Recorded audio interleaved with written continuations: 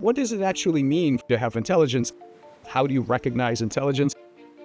We evolved with a very specific cognitive system and set of senses. We are obsessed with this three-dimensional world, and so we are oblivious to all kinds of minds that are not like ours. Intelligence in plants, in cells, in unicellular organisms, and even in minimal matter, which are materials that are far simpler than a cell or anything like that. Intelligence is not about neurons or what brains do. What matters is the ability to pursue certain goals. Whatever type of being you are, one of the things you're going to have to do is reach those goals even when things change, solve a new problem using the tools you already have. In my lab, we focus on this problem-solving aspect to try to go beyond our native prejudices about what kinds of things can be cognitive and try to recognize those same behaviors in very unfamiliar, novel contexts.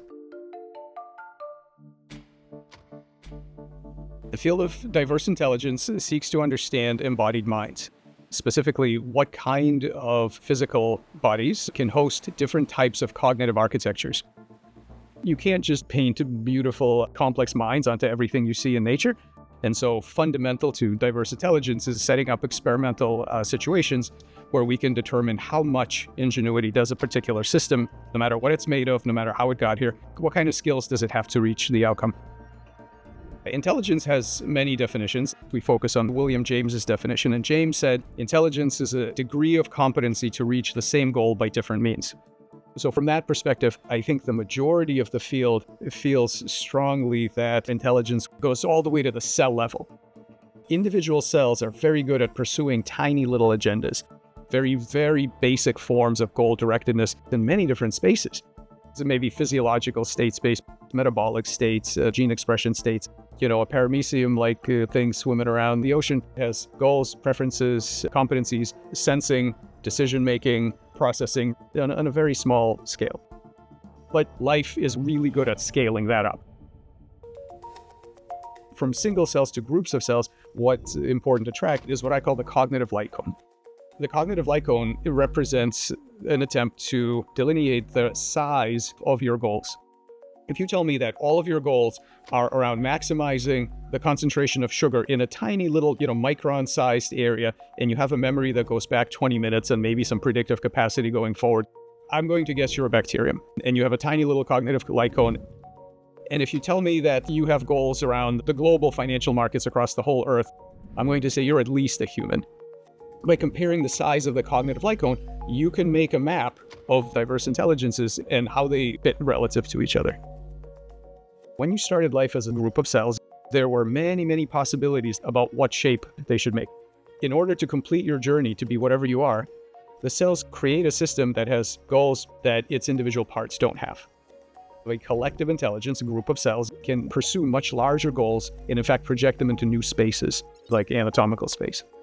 For example, a set of cells building an amphibian limb knows things that no individual cell knows. It knows exactly how many fingers it's supposed to have, and it does because if you get between it and its goals, for example, you amputate the limb, it will work really hard and it will regenerate to the same pattern. So it's a homeostatic set point, like in your thermostat. It's a homeostatic set point that all the cells work to. When they get there, they stop. And the way that happens in embryogenesis is simply that the cells connect with these electrical synapses that allow signals to propagate back and forth. There are all kinds of interesting dynamics as the voltage changes throughout the network that allows groups of cells to make decisions about what shape they should make. And those decisions are mediated electrically using exactly the same processes as go on in the brain, exactly the same. Bioelectricity isn't just more physics that you have to keep track of. It's actually the gateway to the mind of the body, to the primitive cognition of cells and tissues.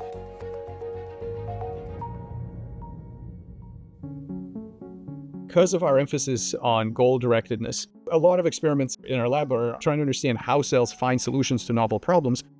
This is every IQ test that anybody's ever taken. As they say, solve this problem creatively using this set of objects, right? Problem you haven't seen before.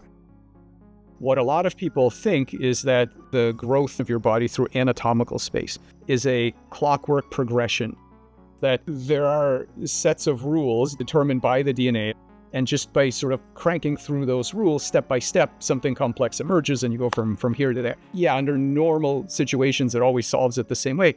But if you change the environment, you change the parts themselves, you find an amazing capacity to reach those goals even when things change.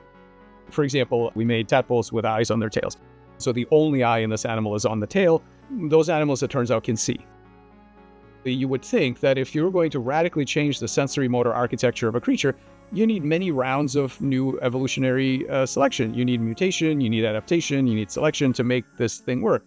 Those animals see the first time you make them, because you're already starting with a problem-solving system that's very prepared for novelty. This is a part of the wisdom of the cells and tissues, this problem-solving that we still don't understand. As humans, we try to simplify everything, cast this binary kind of distinction between intelligent and non-intelligent, or cognitive and non-cognitive. I think these binary categories are really doing a lot of harm. I think what's much more useful is a continuum view, where you ask what kind and how much. And so to gauge intelligence, you have to make a guess, a hypothesis as to what problem space is this thing even navigating. That requires a lot of visualizing what intelligence would look like at other scales of time and space. You almost always win and discover something new by skewing high intelligence than you do by skewing low, meaning assume higher levels until proven otherwise.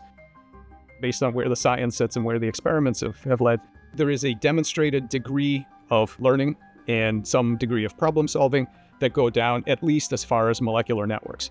As far as I'm concerned, even humble particles, they can do interesting things on that cognitive spectrum. On that, I think I'm somewhat more radical than many people in the field. As far as how far up it goes, sometimes people ask me, they say, then you would even say the weather is intelligent. I would say, I wouldn't just say that, but have you ever tried to train a hurricane?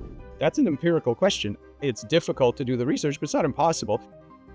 I'm certainly not saying that any of the things I'm talking about are inconsistent with molecular biology or with physics. I'm saying it's a research program to see which level of description and what tools are giving you the most bang for your buck.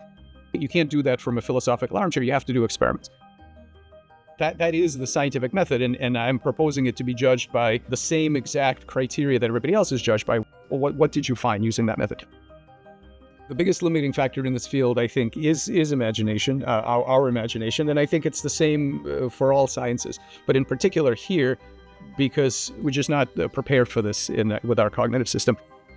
Our ability to recognize and communicate with novel intelligences depends on us getting beyond our evolutionary biases.